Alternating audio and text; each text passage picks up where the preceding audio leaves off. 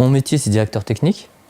Je fais du suivi en post-production, c'est-à-dire toute la phase de fabrication d'un film ou d'une pub ou d'un documentaire, de la réception des rushs jusqu'à la livraison PAD. Donc moi, je m'occupe de comprendre les choix artistiques d'un chef-op et d'un réal, de mettre les bonnes machines en place et de suivre le projet dans chaque étape, du monteur à l'étalonneur jusqu'à la diffusion.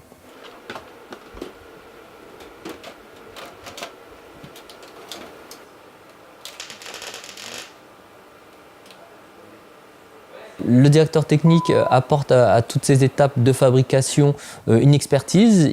Il connaît chaque corps de métier, les machines sur lesquelles ils vont bosser et surtout connaît une chose qu'eux ne connaissent pas, c'est les protocoles de communication entre chaque machine, ce qu'il faut, ce qui est compatible et pas compatible. Un monteur peut savoir très bien monter, magnifiquement bien, mais dès qu'il va avoir un plantage, ça n'est plus de son ressort. Si la machine plante, c'est du domaine technique. Et il n'est pas forcément technique, lui, il reste quand même dans l'artistique et dans ses compétences dans le montage. Donc le directeur technique, lui, a la conscience de tous ces problèmes liés à certaines machines et fait en sorte que tout fonctionne. Donc prépare les éléments, demande à ce que les éléments reçus en amont soient conformes à une machine pour ne pas perdre de temps. S'il vous plaît.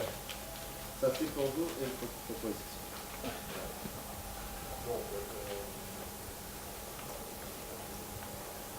Donc on sur Merci, bonne journée, au revoir. Donc là, je viens de recevoir des rushs que j'attends depuis ce matin 9h. Et du coup, il faut que je vais les sauvegarder. Donc je les sauvegarde voilà, avec un logiciel bien précis qui me valide l'intégralité des données. Donc je fais une copie, on n'est jamais à l'abri d'avoir une erreur de copie. Donc ça prend plus de temps, mais au moins j'ai une sorte de petit certificat qui me prouve que la copie est bonne. Ensuite, je vais pouvoir passer sur les étapes de développement. Là, il y a du boulot avant de pouvoir développer parce qu'il faut le remettre dans le bon format. On va mettre des bar scopes, on va appliquer une petite lutte, on va une petite correction colorimétrique. Là, ça va être une lutte AI LCC. Voilà, ça va donner ça en montage. Je suis rentré en tant que technicien en dupli, donc je travaillais dans les labos, je faisais des duplis VHS pour la grande distribution. Et ensuite, j'ai évolué dans une petite structure où on était obligé d'être polyvalent, donc j'ai commencé à configurer les régies, car avant on n'était pas en numérique, on travaillait avec des magnétos et des mélangeurs. Donc je réglais ça, après on a commencé à passer au virtuel, aux machines de montage, et donc j'ai évolué avec toutes ces machines, et au fur et à mesure j'ai acquis de l'expérience, et j'ai évolué, quoi. Je suis passé d'une société à l'autre, j'ai été intermittent, j'ai travaillé beaucoup dans les boîtes de prod, et j'en suis arrivé du technicien à assistant directeur d'exploitation. Et par la suite, en montant notre société, je suis passé directeur technique, mais je reste toujours polyvalent, quoi. C'est le plaisir de ce métier, c'est toujours pouvoir faire plusieurs choses et pas être cantonné à un poste. Alors, généralement en tournage, ils doivent faire un double backup, 2. Nous, on récupère un disque navette. Donc on va faire une copie sur notre disque et on va faire un archivage sur LTO. Ça, c'est ce que préconisent les assurances, c'est faire un archivage sur...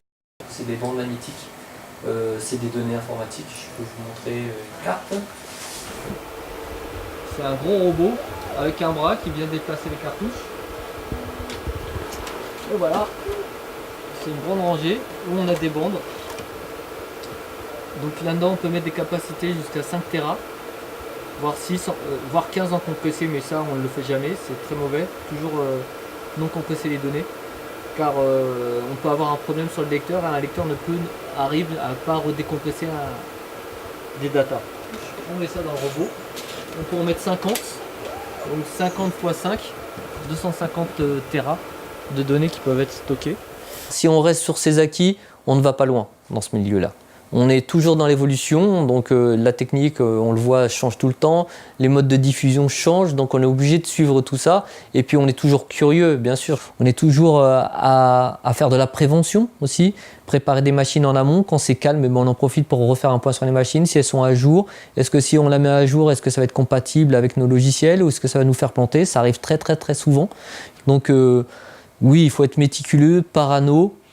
Techniquement, j'entends bien, et savoir travailler en équipe et une petite pointe de zénitude. Ce métier prend du temps, car on est obligé de superviser. Donc, dans ce métier, il faut savoir qu'il n'y a pas d'horaire prédéfini. Donc il y a des périodes où ça va être très calme, des périodes où il va y avoir beaucoup de boulot. Donc on s'adapte, on sait quand on va prendre ses vacances. Une machine plante, le lendemain, il faut que ça fonctionne, donc il faut trouver dans la nuit. On ne va pas attendre 3 jours avant de se dire bon, on va la réparer. Il faut tout de suite percuter et trouver des solutions. Donc on peut avoir des grosses amplitudes horaires, mais en même temps, c'est des bons souvenirs. On fait toujours la tête au début et puis une semaine après, on en rigole. Donc ça va, les amplitudes horaires, on les gère. Personnellement, ce qui m'intéresse le plus dans ce métier, c'est les relations humaines. Parce qu'on a beau dire directeur technique, et on a cette image de quelqu'un qui a toujours la tête dans les ordis, mais il y a beaucoup de contacts, forcément, avec toutes ces étapes de fabrication, tous ces corps de métier. On rencontre des gens différents avec des parcours différents qu'on va croiser sur un projet pendant 6 mois et qu'on ne va pas revoir pendant 10 ans et qu'on va revoir 10 ans après sur un autre projet. Il y a toujours ce plaisir de reprendre contact, de travailler avec des gens, de présenter des personnes à d'autres personnes. C'est ce qui me plaît le plus dans ce métier, oui, c'est le relationnel.